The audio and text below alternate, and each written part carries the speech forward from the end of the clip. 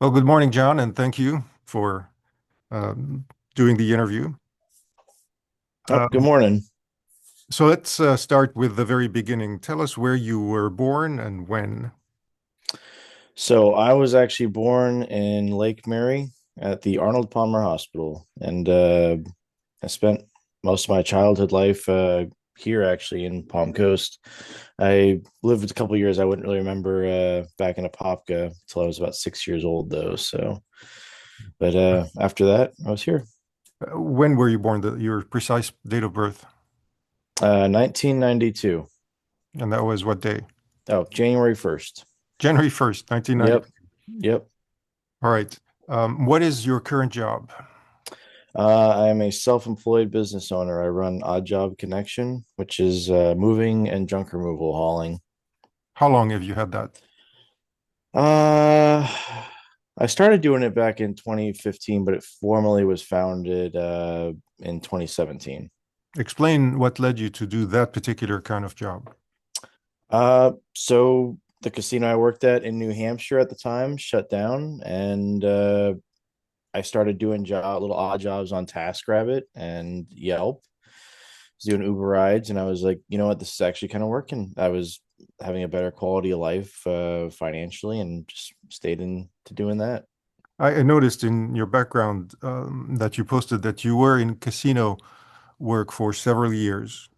Yep, I started in casinos in Pittsburgh actually with my dad, and he got me a job working as a security officer. I learned how to deal cards while I was there, and then I got offered a job in Denver to go out there and be a security supervisor. I moved up the ranks to be a table games supervisor, then eventually ultimately went into casino operations, managing the budget, overseeing food and beverage, very similar to my dad's background, actually. And then I did player development. I kind of got my hands in just about every department in that industry.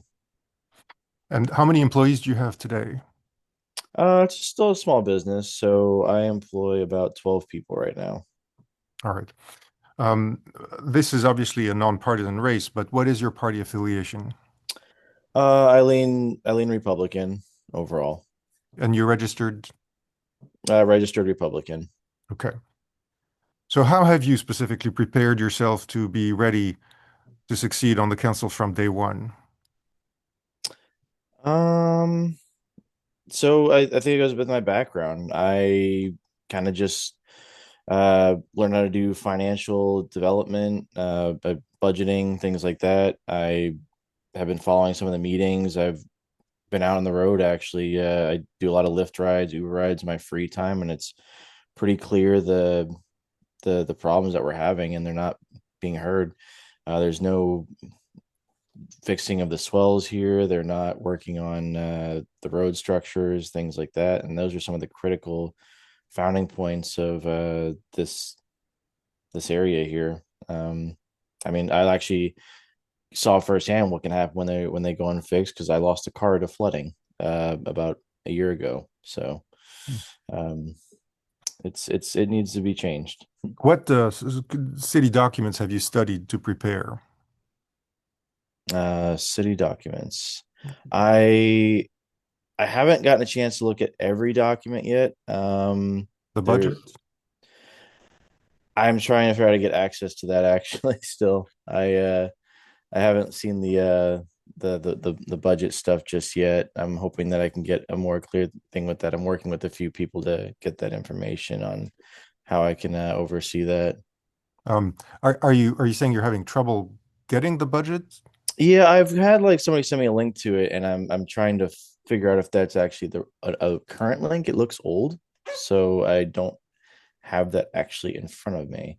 But it's, I mean, Um, if you Google Palmco's 2026 budget, it's right there. oh, I can pull It, it up. um, Uh, I mean, you don't have to do it now, but what I'm oh, saying is it's very readily available and sort of self-explanatory. It's detailed. I mean, it's extensive, but it's broken down in a very comprehensive and self-explanatory way. So, in any case, have you had a chance to look at the charter? I saw a little bit from Jeannie on it. when we spoke actually, but um, I haven't seen too much of that either. I just have a little bit of it in front of me. And um, the council's goals, current goals, they have you had a chance to look at those? The Uh, strategic action plan is what they call it, but it's basically their goals.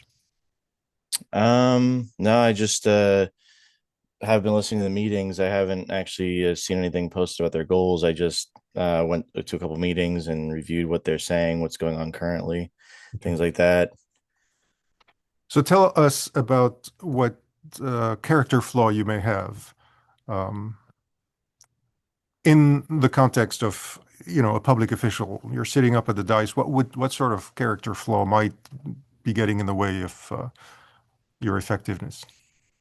Um, that's tough. I personally, I don't. I mean, everybody has a flaw. I don't think mine's a character flaw. I think it's more. Let's see. I'd have to be. Hmm, well, I criticize myself. I mean,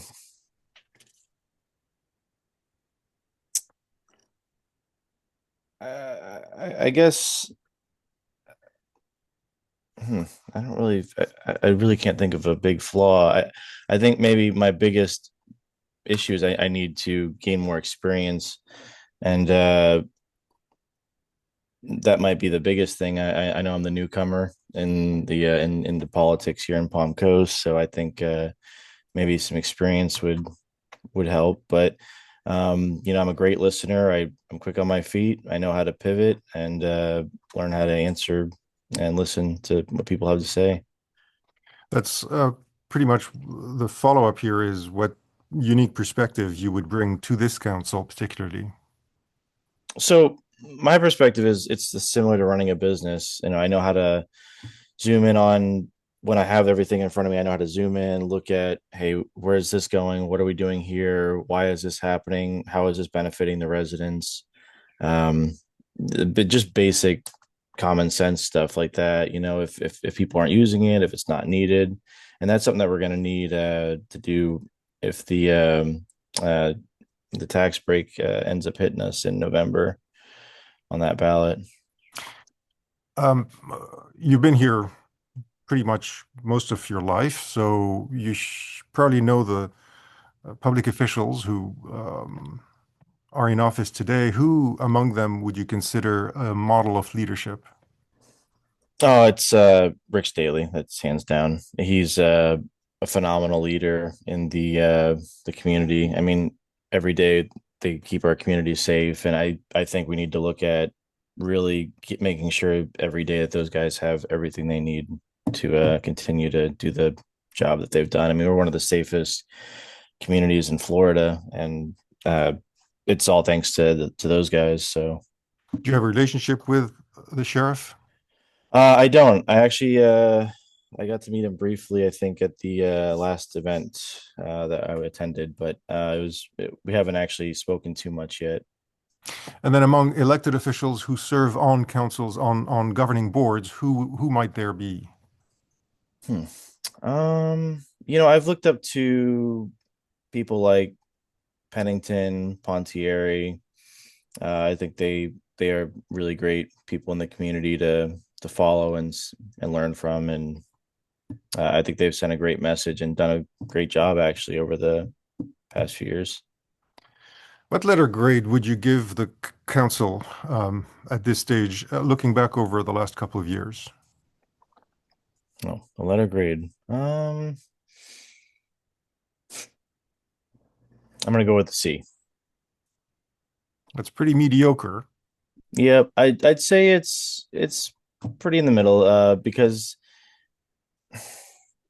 it's repeatedly operated on like a defense, forcing like everyday homeowners to absorb these utility rates, the increases of the massive $582 million utility mortgage. It's There needs to be more like a collaborative balance of everything that's going on, and we're not really seeing that right now. And I think that's where a lot of frustration is when you go out and talk to residents in the area. A lot of people felt blindsided by this data center. There's not much communication getting out there to people, and I think that is really something that we have to do better on. I was going to ask you where you thought it's been lacking, the council, and you'd cite those examples. Anything else where you think it's been lacking? Um, Uh, I mean, a C is pretty for a government this size. It's it's pretty negative. yeah, I think it just feels like there's a lot of wasteful spending, and Well, can you that cite like a way? I hear that a lot, wasteful spending, but like, can you cite an example? um, let me see. What would be a good example of the wasteful spending here? It would be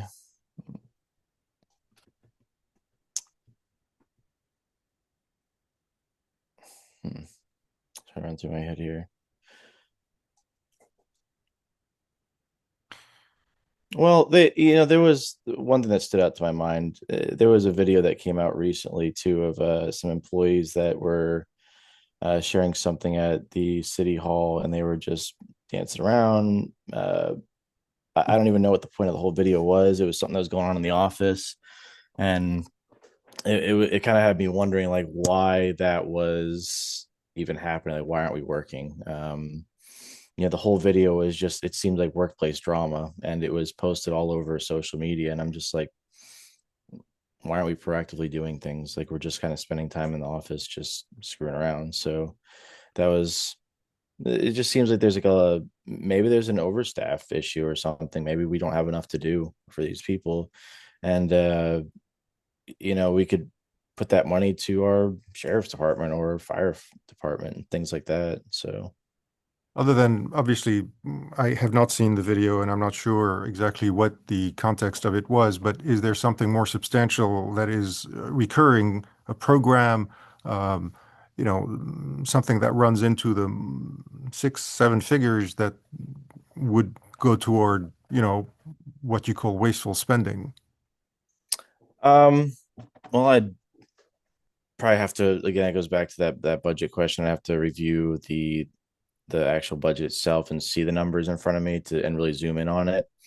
Um, off the top, I can't say for sure that I have something solid to feedback on it. I think it might be like a collective of, we could cut a little bit down in every department across the board and go from there.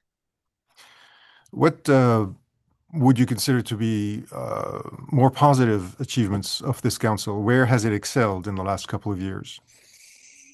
Um, they've done a great job of like keeping the beauty of the city. It looks great. The upkeep, the maintenance. I think there is a pretty image when you come into town. Um, they there are other areas where they have excelled with infrastructure. I'm sure. I think they just need to like Belterre seems all right. I think they just need to work on the other end of it, on the south end. Um, you know, but it's kept a pretty image of itself. They've maintained it like that. The improvements on the south end of Belterre currently. Uh, Yeah, they need to that end they need to work on a lot. Where that intersection of 100 and Belterre meet, that whole area down there and is going to be a complete disaster, and it's going to get worse and worse. what can they, well, I was thinking about Belterre, just the improvements that they're doing with turning lanes currently at the south end of Belterre, but the intersection itself has not really come up often in problem areas like Royal Palms and Town Center has, for instance, or Old Kings and Town Oh, Center I has. But what could be done at that intersection of Belterre and 100? well there's three roads that come to my mind in this town. It's Old Kings Road, uh Belterre on that end, and 100. I think they should at least be widening it, and they should probably look at you know adding some type of what do you call it? It's a I mean even an additional turning lane might help. It gets really packed in that center lane though, and then it gets when it merges at the end, it gets crowded. I think if you extend that a little bit more, and they're going to have that shopping plaza opening up right on that corner, and it's just going to be even worse. I think they need to look at expanding it a little further down, and then maybe figuring out if they should adjust the light time that's running there. So, There is a long-term um, plan for the expansion, the six laning of 100, but it's not Palm Coast's responsibility. It's the State Department of Transportation, and that's down the road. So that will be happening. We just don't know exactly when. yeah, I heard it was like 5 years ago or something. I looked at it. But even still, there's also the Old Kings Road down there too. So that was another one I pulled up that I actually took a drive down. And I'm like, it doesn't look like it's been done in years. So So, give us your thoughts about Mayor Mike Norris. Do you see yourself as a check, a balance, or an ally of the mayor? I think it's a check and balance. I kind of go in with the mindset of understanding where he's coming from and just trying to make sense of it. I think there's a lot of good things he's done with job growth. He wants to bring in more commercial over residential, and I think that's a positive thing. He seems like he's really big on bringing things here home rather than having everyone commute to Daytona or St. Augustine for work. I mean, we need he's been a very positive influence on that, I think, and trying to bring higher paying jobs to the area as well. Um, what do you make of his style of leadership? He kind of comes off as a checks and balance guy too. I think he takes his time to answer. I haven't met him personally, but he seems like he has an open mind to all kinds of innovative ideas, and he seems like he does listen to the community. If I could go back to just what you said a second ago regarding bringing jobs here to keep people from going to St. John's or Volusia, what is wrong with this being a bedroom community that where you live and play to some extent, but you don't really want that sort of feel of a Daytona. You don't really want to recreate a Daytona here or recreate a sort of that that much of an urban feel. I think a lot of people come here for a different vibe. So what's wrong with this being a bedroom community where people do commute?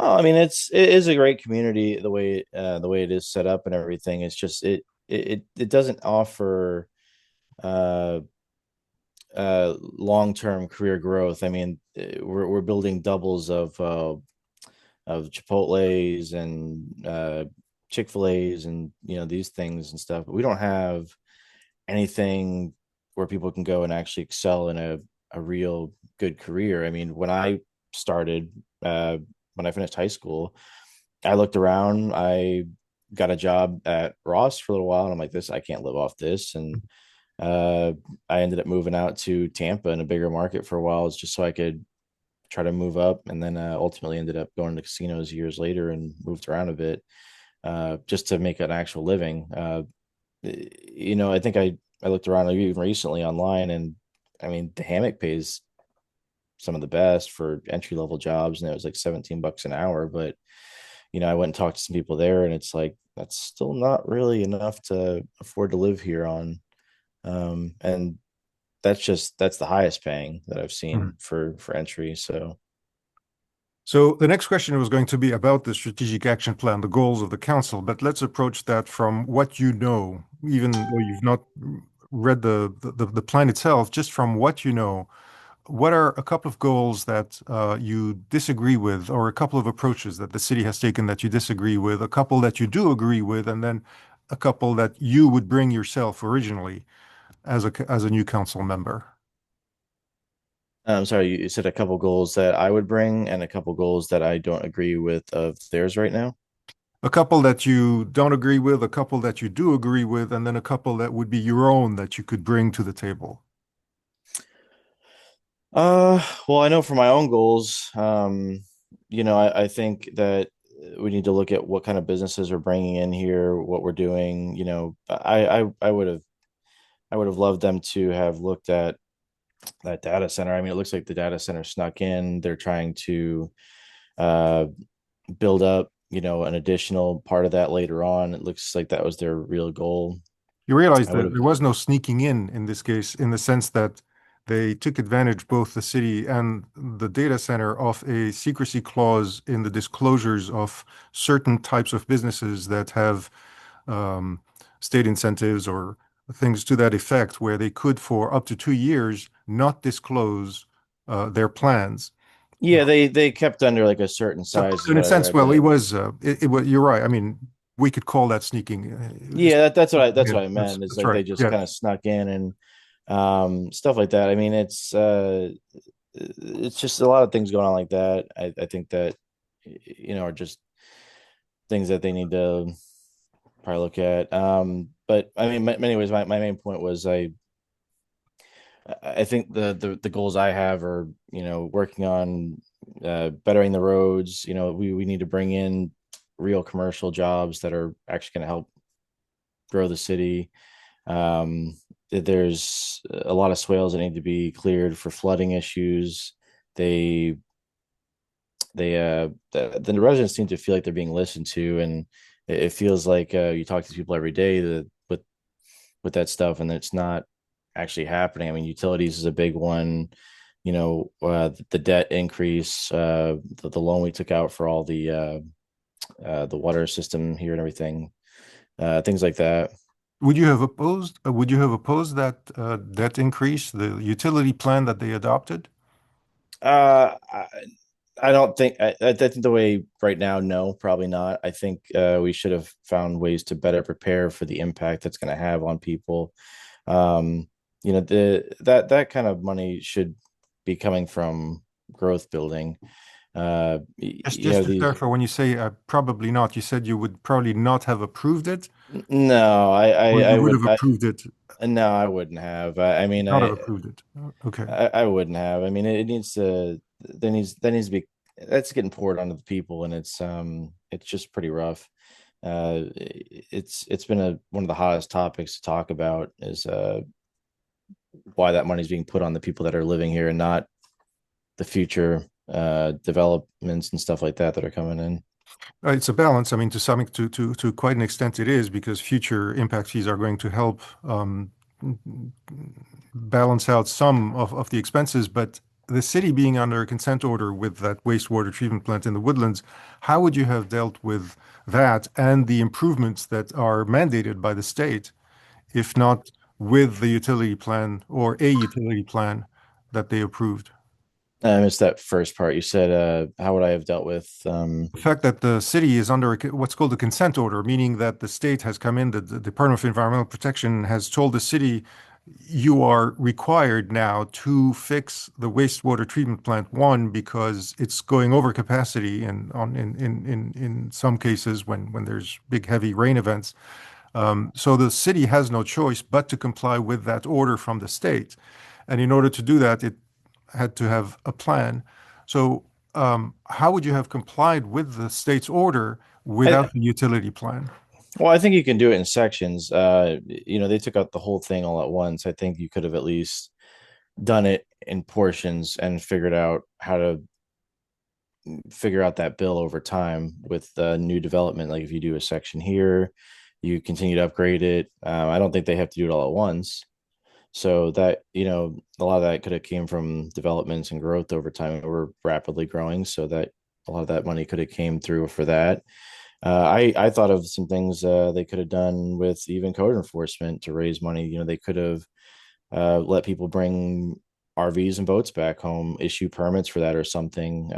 I know that if I had an RV, I'd probably pay a couple $100 a year to have it in front of my driveway instead of at the storage facility. And there's little tactical ways to raise money where it's not hurting the residents; it's actually helping them. So, But you can't use code enforcement money to fund the well, utility.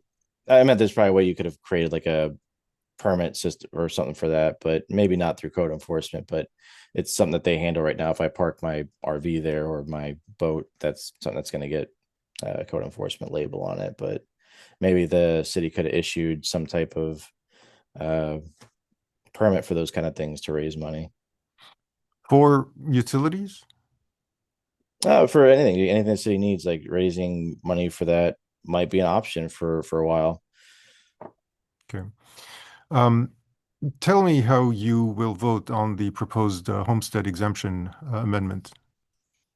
Uh, I was more I'm more for it still. I think it's maybe not as appealing as it was before, but I think it's still a benefit to the people more than it's going to hurt them. I mean, I'm going to vote yes on it, but I think it is going to be tough to manage what programs we're going to keep, what we're going to have to cut back on, and things like that. So you I, do acknowledge that it's going to be causing quite a bit of revenue shortfall. Yeah, it is. It is. It's gonna be tough to figure out where you have to what services you have to cut back on for that. I was more for it a couple months ago. Now I'm still am for it. I just think it's going to be tougher to manage than What how made may you have. waver?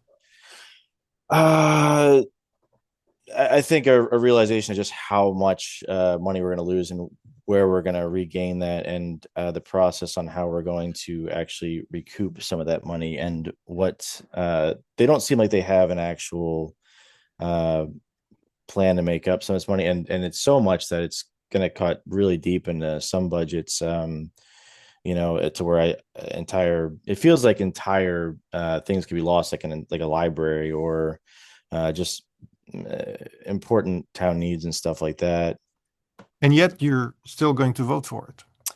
I think there is a way to maneuver. I just wish it was done a little bit slower in sections. It seems like it's just kind of coming out fast. I don't think it's like we can't make up for it, but I think it is going to be a little bit more challenging than what was initially thought. I was going to ask you how you foresee, as a council member, making up that loss. What methods? Uh, well, I mean, the first start is you have to look at what has to be cut out. You go from there. When you figure out what the actual number is that you have to make up, I think you'll have to dig into where how much exactly I need to raise to maintain like a balanced budget. So if I have to cut certain things like library budget or other things, then Well, the library, of course, is not part of the city budget. well, I'm just using examples and stuff. Sorry, it's but just overall other things like it might be staff cutting, it might be uh, maintenance, things like that. I think it's just managing how close we can actually get to that, and then where we have to make up for it later. Is there like a single initiative Uh, that comes to mind that might be that you could? I don't think there's any single program that's exempt. I think everything has to be looked at and seen across the board as one. Because you don't want to alienate one group of people over another. There's probably a lot of people that use certain different programs. So the next question is about new revenue. Where do you stand? There's been a couple of attempts in the last few years on increasing the sales tax by half a penny. The county would pass that measure, but the cities would benefit, and Palm Coast would certainly benefit. A half penny would bring in, I think, in the range of $5 million or so, and then it would gradually increase. So, where do you stand on an increase in the half penny sales tax? Would you, as a council member, support the county's initiative? And um, would you approve that? It wouldn't be your approval; it would be the county's. But Well, yeah, it'd would be you approve a a resolution saying yes, we're behind the county increasing the half penny sales tax? yeah, yeah. I think I would. I mean, it's microscopic, it's small, and it doesn't impact the daily life of people negatively. So I would say I'd approve that. Are you familiar with the utility franchise fee and the public service tax?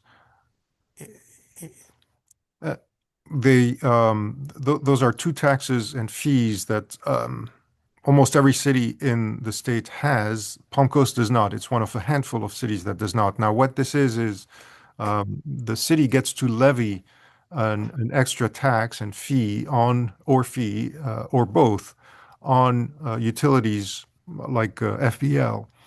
Um, and it would generate up to from up to 6%, or in one of those cases up to 10% um, on your utility fee you would pay toward that tax. Obviously, it would be an increase in your utility bill as a resident, but the difference with property tax is that everybody pays those fees, the utility tax or the franchise fee. Everybody, including nonprofits, including schools, including the hospitals who currently don't pay the property tax, so they're exempt. Churches would pay the utility fees. The data center, of course, would pay the utility fee, and right now it would not. So there's been at least three attempts in the last 12 or so years by the city to pass those. They've failed. The public has always opposed them. Now, with this amendment down facing the city, that might bring up that discussion again, and it would be up to this council, the council that will be elected, to again discuss this possibility. So, would you consider those fees in addition to other measures? Uh, I think the utilities are a really touchy subject. I mean, maybe I never. Let's see. I want to say no. I think the utilities should be left alone, and there should be at least not right this second. I think we should see if there's another way to raise money with different fees, but people are already going to be upset with how bad utilities are getting, and uh, I don't think that's something we should do right this second. Maybe if it's on like new developments or commercial, like new contracts, but I don't want to say we should target like people that have already been here for years. Well, that would not be legal. No, I know. I'm just saying if that was a way, but I mean, it's unfortunately it's not. So I mean, it's for now. I think it's probably better left alone. Okay. Let's talk about population growth and the development you've seen around town. Obviously, we've had an Oh, increase I lost you on that first part. population growth and development.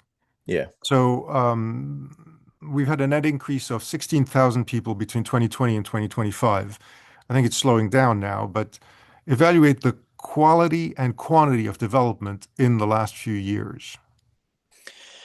Well, we're overdeveloping right now. I think, like I said, we've outgrown our current infrastructure plan. We need to focus on what we have here first.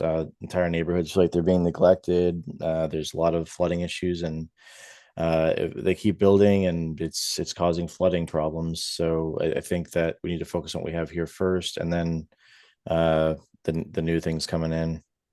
You've lost your car to flooding, but has there been in your recent memory any instances of home flooding? No, it's come close. It's not my house in particular, but my mom's house is it comes all the way up the driveway, and it's just really one good storm away. I mean, we put last hurricane, I think we put up a bunch of bags just to kind of keep the water off on the lower end there. So, what sort of land use or development would you oppose if it came before you as a council member? What type of land development would I approve? What would you oppose? What land use would you oppose, or what sort of development would you oppose? Uh, I think right now I'm looking more at residential. Like they need to slow it down a little bit. They need to, work on roads and a lot of these developments before they continue building houses on each and every one of these neighborhoods. I mean, I think it was back by the K section. They ripped up that entire section back there, and it's like that's going to have an impact on the people living back there. So, and including that new shopping center they're putting up on the corner of 100 and Belterre. That's the retention pond, I think, was dropped in size there. So it's like, well, that's another thing they should have looked at a little bit closer. Where are you on smaller lots and also this push for more apartments? So what sort of balance, what sort of percentage would you favor in terms of single family homes versus apartment complexes or smaller houses? I mean, I've always preferred smaller housing. It's just the Palm Coast look that I grew up knowing. I think maybe 5 to 10%, probably more like a lower side. Yeah, 5, 10% would be fair for allowing apartments to come in and stuff. You just have to be strategic on where you allow them to go for the traffic flow. And they did a great job with the one I thought on Whiteview, how they fixed up all that. I can't think of the name of that apartment complex, but that came Mhm. in recently, and with that made sense. They fixed up the road, they allowed the building to come in there, and traffic seems to flow pretty well over there. Tiny houses, are you opposed or in favor? You know, I mean, the one tiny houses that you could put in Oh, I'm sorry. Yeah, backyards. Yeah, yeah. yeah. I don't have a problem with those. I mean, it's a new way of living. Hell, I considered it at one point when I was traveling across the country when I wanted to stop in Colorado at one time, and uh, it looks like a really neat concept. It's a simple way of life and just basic necessities. So Are you familiar with the Flagler Home Builders Association's lawsuit against Palm Coast over impact fees? uh, I haven't looked too deep into it, but I have heard of it. Um, So let's assume that you're a witness in the case, just theoretical. On whose side would you be? uh, well, I'm not. That's I probably would stay on the city side. I mean, it's we need high impact fees on some of these things. So um, yeah, I'm not gonna align with the builders on that for sure. Um, let's move to the west side and the westward expansion. Have you had a chance to look at the so-called master plan development, the overall plan for that development, the Radiant development? The you said the westward expansion with the The okay. the, I the MPD, the master plan development, which is the overall plan by Radiant to develop the west side. Have you had a chance to read it or to? haven't had like a physical thing put in front of me, but I've just heard about it. I know how many they said about 22,000 homes Right. were going in there.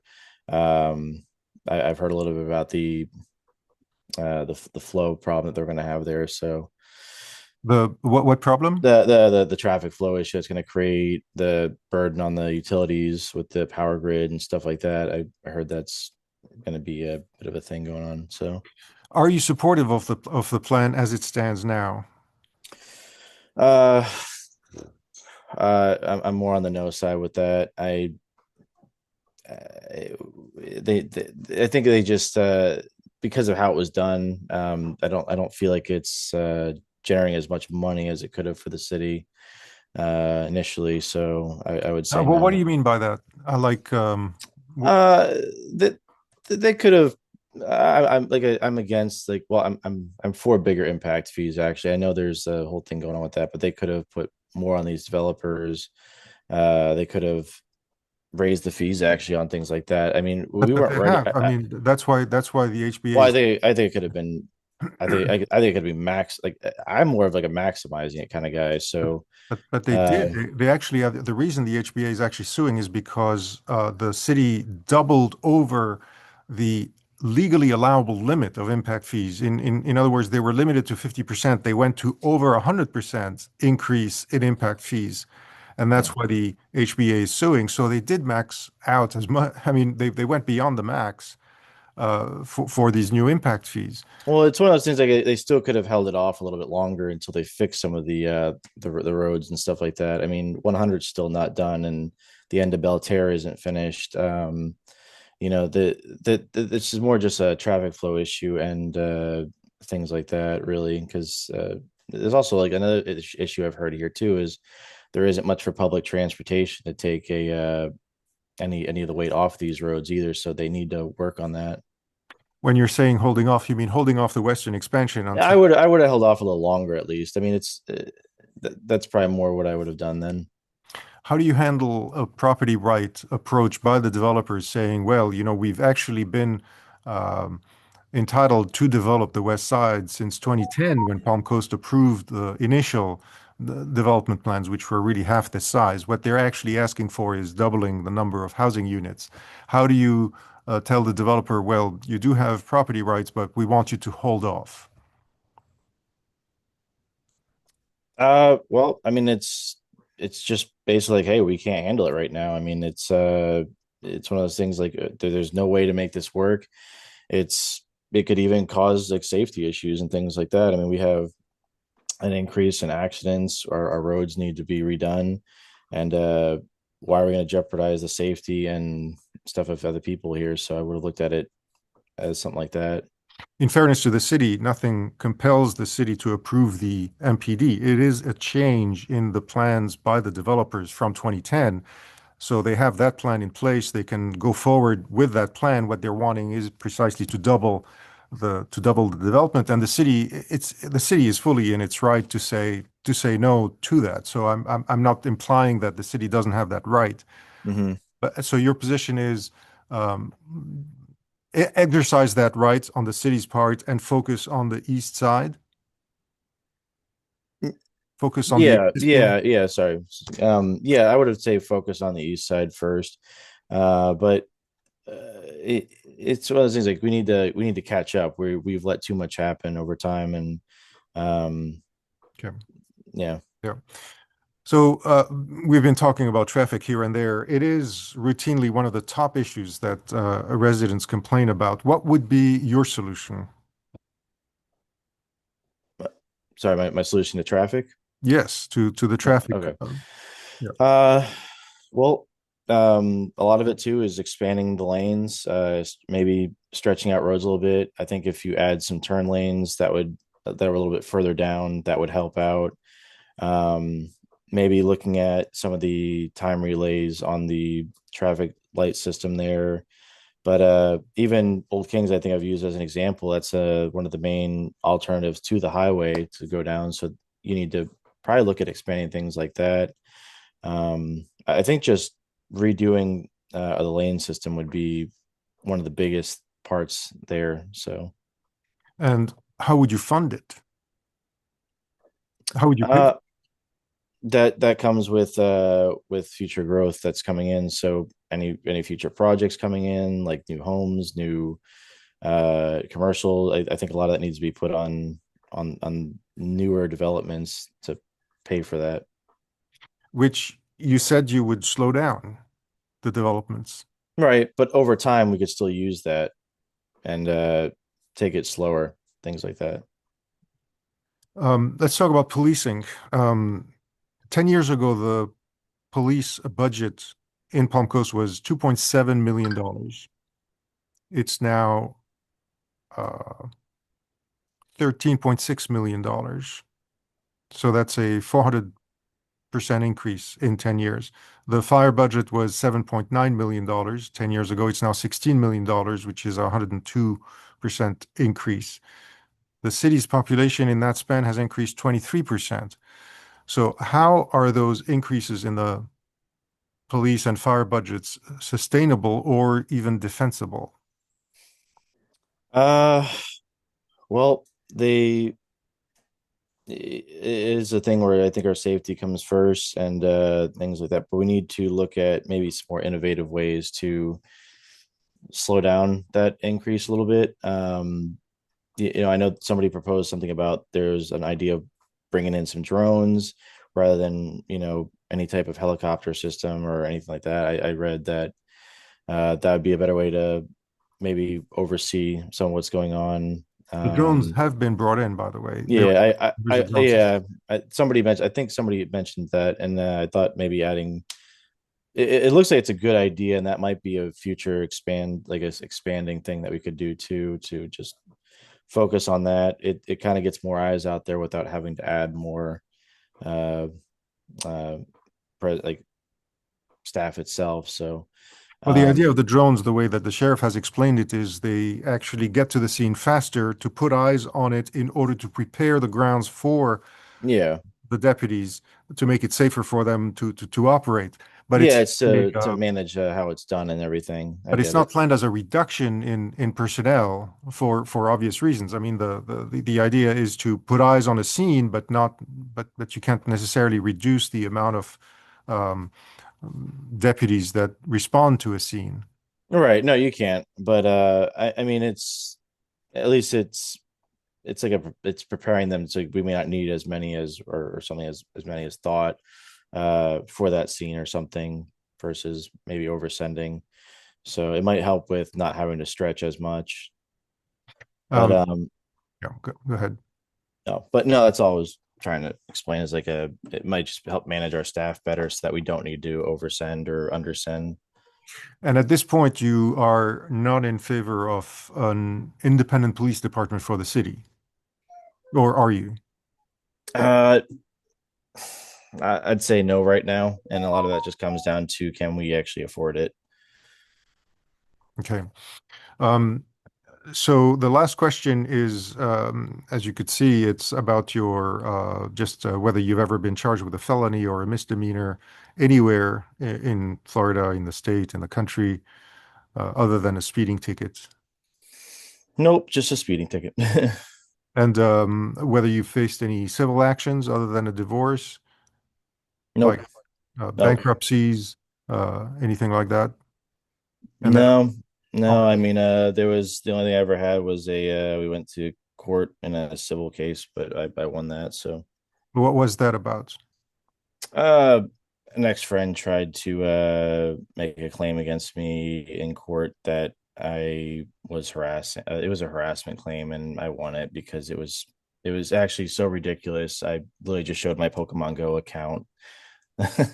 It's a it was a I think there was a bit of an upset. We were friends for 7 years, and I had feelings for her. She didn't like that I asked her out, and it was petty. I It was almost laughable in court. It like got through and was just thrown out.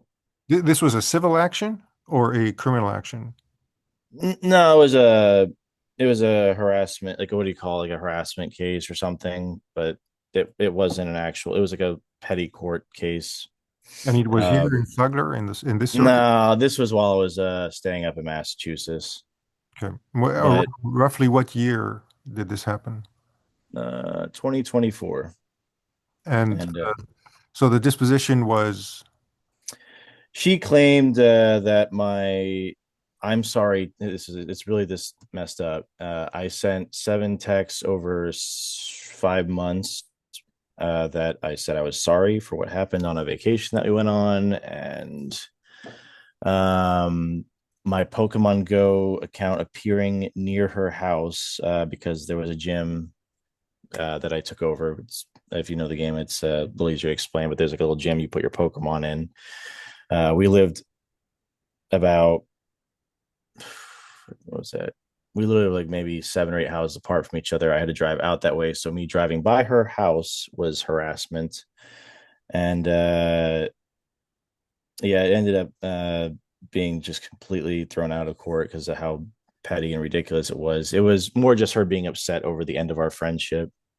and when you say thrown out of court, that it was the case was dismissed. It was Yeah, it was no they literally disposition. was just like there's nothing here. There's no evidence of and not a single action of Okay.